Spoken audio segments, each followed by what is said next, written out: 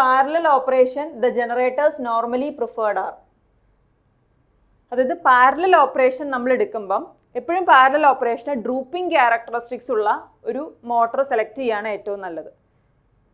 അപ്പോൾ നമുക്കറിയാം ഇതിലിപ്പോൾ സീരീസ് ജനറേറ്ററും ഷണ്ട് ജനറേറ്ററും നമ്മൾ നോക്കിക്കഴിഞ്ഞ് കഴിഞ്ഞാൽ കൂടുതൽ അതൊരു ഡ്രൂപ്പിംഗ് ക്യാരക്ടറിസ്റ്റിക്സ് ഉള്ള അല്ലെങ്കിൽ പാരലൽ ഓപ്പറേഷന് ഏറ്റവും ബെസ്റ്റ് ആയിട്ടുള്ള ജനറേറ്റർ ഏതാണെന്ന് വെച്ച് കഴിഞ്ഞാൽ ഡെഫിനറ്റ്ലി അത് എന്തായിരിക്കും, ഷണ്ട് ജനറേറ്റർ ആയിരിക്കും. ബിക്കോസ് ഷണ്ട് ജനറേറ്ററിന് നമുക്കറിയാം അതിൻ്റെ ടെർമിനൽ വോൾട്ടേജ് ക്യാരക്ടറിസ്റ്റിക്സ് നമ്മൾ നോക്കിക്കഴിഞ്ഞാൽ എന്താണ്, അതൊരു സ്ലൈറ്റ്ലി ഡ്രൂപ്പിംഗ് ക്യാരക്ടറിസ്റ്റിക്സ് ആയിരിക്കും നമുക്ക് കിട്ടുന്നത്. ഈ ക്യാരക്ടറിസ്റ്റിക്സ് ഉണ്ടെങ്കിൽ പാരലൽ ഓപ്പറേഷൻ എന്ന് പറയുന്നത് എന്തായിരിക്കും, ഈസി ആയിരിക്കും. പക്ഷെ നമ്മളൊരു സീരീസ് ജനറേറ്റർ നമ്മൾ എടുക്കുകയാണെങ്കിൽ സീരീസ് ജനറേറ്ററിന്റെ എന്താണ്, റൈസിങ് ക്യാരക്ടറിസ്റ്റിക്സ് ആണ്. അപ്പോൾ സീരീസ് ജനറേറ്റർ പാരലൽ ഓപ്പറേഷനിൽ നമുക്ക് ഡയറക്റ്റ്ലി യൂസ് ചെയ്യാൻ പറ്റത്തില്ല. അതിന് നമ്മൾ ആ സമയത്ത് നമ്മൾ ഈക്വലൈസർ റിംഗ് ഒക്കെ നമ്മൾ അവിടെ യൂസ് ചെയ്യുന്നുണ്ട് പാരലൽ ഓപ്പറേഷൻ സമയത്ത്. ഏതിന്റെ കേസിൽ, സീരീസ് ജനറേറ്ററിന്റെ കേസിൽ.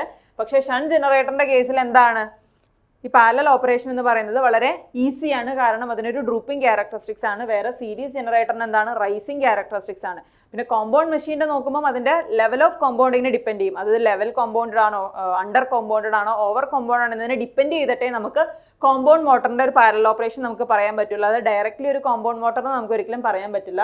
സോ ഇവിടെ ഏറ്റവും അപ്രോപ്രിയേറ്റ് ആൻസർ എന്ന് പറയുന്നത് ഏതായിരിക്കും, ഓപ്ഷൻ സി, ഷണ്ട് ജനറേറ്റർ ആയിരിക്കും നമ്മുടെ ആൻസർ ആയിട്ട് വരുന്നത്. Okay, next question. For wave winding the average pitch must B.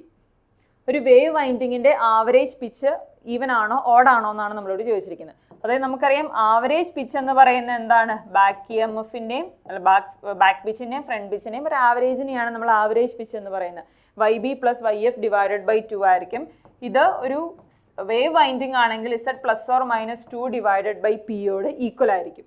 അതായത് ഒരു വേവ് വൈൻഡിങ്ങിൽ ആവറേജ് പിച്ച് എന്ന് പറയുന്നത് എപ്പോഴും ഒരു ഇൻഡിജർ ആയിരിക്കണം. അതൊരിക്കലും ഒരു ഫ്രാക്ഷണൽ വാല്യൂ വരാൻ പറ്റില്ല. അത് ഈവൻ ആവാം ഓഡ് ആവാം, എപ്പോഴും ഒരു ഇൻഡിജർ ആയിരിക്കണം, ഒരിക്കലും ഒരു ഫ്രാക്ഷണൽ വാല്യൂലോട്ട് പോകരുത്. സോ നമ്മുടെ ഓപ്ഷൻ എന്ന് പറയുന്ന ഓപ്ഷൻ ബി ആയിരിക്കും. ഓഡ് ആവാം ഈവൻ ആവാം, പക്ഷെ അതൊരിക്കലും എന്താണ്, അതൊരു ഫ്രാക്ഷണൽ വാല്യൂ ആയിരിക്കരുത്. Okay, next question. Energy stored in magnetic field is. നമുക്കറിയാം ഇൻഡക്ടർ സ്റ്റോർ ചെയ്യുന്നത് ഏതിൻ്റെ ഫോമിലാണ്, എനർജി മാഗ്നറ്റിക് ഫീൽഡിൻ്റെ ഫോമിലാണ് എനർജി സ്റ്റോർ ചെയ്യുന്നത്. അതിൻ്റെ എക്സ്പ്രഷനൊക്കെ നമ്മൾ ഡിസ്കസ് ചെയ്തതാണ്. ദാറ്റ് ഈസ് ½ Li² ആണ് energy stored in A magnetic field എന്ന് പറയുന്നത്. ഇവിടെ L എന്ന് പറയുന്നത് ഇൻഡക്റ്റൻസ് ഓഫ് ദ കോയിലാണ്, I എന്ന് പറയുന്നത് കറണ്ട് ത്രൂ ദ കോയിലാണ്. സോ നമ്മുടെ ഓപ്ഷൻ ആയിട്ട് വരുന്നത് ½ Li², ഓപ്ഷൻ സി ആയിരിക്കും. അതുപോലെ തന്നെ നമ്മൾ പറഞ്ഞു കപ്പാസിറ്റർ എനർജി സ്റ്റോർ ചെയ്യുന്നത് ഇലക്ട്രോസ്റ്റാറ്റിക് ഫോമിലാണ്. കപ്പാസിറ്റർ സ്റ്റോർ ചെയ്യുന്ന എനർജിയുടെ എക്സ്പ്രഷൻ എന്ന് പറയുന്നത് ½ CV² ആണ്. വേർ സി എന്ന് പറയുന്നത് കപ്പാസിറ്റൻസ് ആണ്, വി എന്ന് പറയുന്നത് വോൾട്ടേജ് അക്രോസ് ദ കപ്പാസിറ്റർ ആണ് അല്ലേ. സോ ഇവിടെ നമ്മളോട് ചോദിക്കുന്ന മാഗ്നറ്റിക് ഫീൽഡ് സ്റ്റോർ ചെയ്തേക്കുന്ന എനർജിയാണ്. സോ ഓപ്ഷൻ സി ആയിരിക്കും ആൻസർ ആയിട്ട് വരുന്നത്. Next question, PERT is. ഇതൊരു മാനേജ്മെന്റ് സൈഡിൽ നിന്ന് വരുന്നൊരു ക്വസ്റ്റ്യൻ ആണ്. PERT എന്ന് പറയുന്നത് programme evaluation and review technique എന്നാണ് ഈ PERTൻ്റെ ഫുൾ ഫോം. എന്താണ്, programme evaluation and review technique. നമ്മുടെ സിലബസിൽ എന്തായാലും ഇല്ല, ഇതൊരു മാനേജ്മെന്റ് സൈഡിൽ നിന്ന് വന്നിരിക്കുന്ന ഒരു ക്വസ്റ്റ്യൻ ആണ്. Next question. The drive motor used in A mixer grinder is. ഏതൊക്കെയാണ്, DC motor, synchronous motor, induction motor, universal motor. നമ്മൾ ഒരുവിധം എല്ലാ ഡൊമസ്റ്റിക് ആപ്ലിക്കേഷൻസിലും നമ്മൾ യൂസ് ചെയ്യുന്ന മോട്ടർ എന്ന് പറയുന്നത് യൂണിവേഴ്സൽ മോട്ടർ ആയിരിക്കും. ഇപ്പോൾ നമ്മൾ സ്വീവിങ് മെഷീൻ എടുത്തോട്ടെ, മിക്സർ ഗ്രൈൻഡർ എടുത്തോട്ടെ, ഏതിലാണെങ്കിലും നമ്മൾ യൂസ് ചെയ്യുന്ന ഒരു മോട്ടർ എന്ന് പറയുന്നത് യൂണിവേഴ്സൽ മോട്ടർ ആയിരിക്കും. യൂണിവേഴ്സൽ മോട്ടറിൻ്റെ പ്രത്യേകത എന്താണെന്ന് വെച്ച് കഴിഞ്ഞാൽ അതെന്താണ്, അതൊരു AC-യിലും DC-യിലും വർക്ക് ചെയ്യാൻ പറ്റുന്ന ഒരു മോട്ടറാണ്. അതായത് ജസ്റ്റ് ഒരു DC സീരീസ് മോട്ടറിനോട് ഈക്വൽ ആണ്. ഒരു DC സീരീസ് മോട്ടറിൽ നമുക്കറിയാം ഫീൽഡ് വൈൻഡിങ് സീരീസ് ആയിട്ടാണ് നമ്മൾ പ്ലേസ് ചെയ്തേക്കുന്നത് അല്ലേ.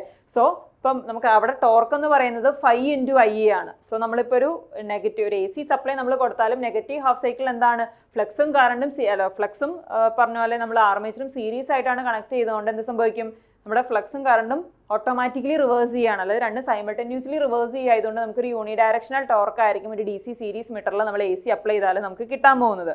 സോ അങ്ങനെ നമ്മൾ ഓപ്പറേറ്റ് ചെയ്യുന്ന ഒരു AC-യിലും DC-യിലും യൂസ് ചെയ്യാൻ പറ്റുന്ന ഒരു മോട്ടറിനെയാണ് നമ്മൾ യൂണിവേഴ്സൽ മോട്ടർ എന്ന് നമ്മൾ പറയുന്നത്. നമ്മൾ എല്ലാ ഡൊമസ്റ്റിക് ആപ്ലിക്കേഷൻസിലും സ്വീവിങ് മെഷീനിലായിക്കോട്ടെ, മിക്സർ ഗ്രൈൻഡറിലായിക്കോട്ടെ, ഫുഡ് മിക്സറിലായിക്കോട്ടെ, എല്ലാത്തിലും നമ്മൾ യൂസ് ചെയ്യുന്നത് ഏത് മോട്ടറായിരിക്കും, യൂണിവേഴ്സൽ മോട്ടർ ആയിരിക്കും. ഇതിൻ്റെ സ്പെഷ്യാലിറ്റി AC-യിലും DC-യിലും നമുക്ക് യൂസ് ചെയ്യാവുന്നതാണ്. Next question. The period of 1/50 second corresponds to a frequency of. നമുക്ക് ടൈം പീരീഡ് തന്നിട്ടുണ്ടല്ലേ 1/50. അപ്പോൾ നമ്മളോട് ഫ്രീക്വൻസി കാൽക്കുലേറ്റ് ചെയ്യാനാണ് നമ്മളോട് ചോദിച്ചിരിക്കുന്നത്. നമുക്കറിയാം ഫ്രീക്വൻസി എന്ന് പറയുന്നത് 1/ടൈം പീരീഡ് ആണ് അല്ലേ.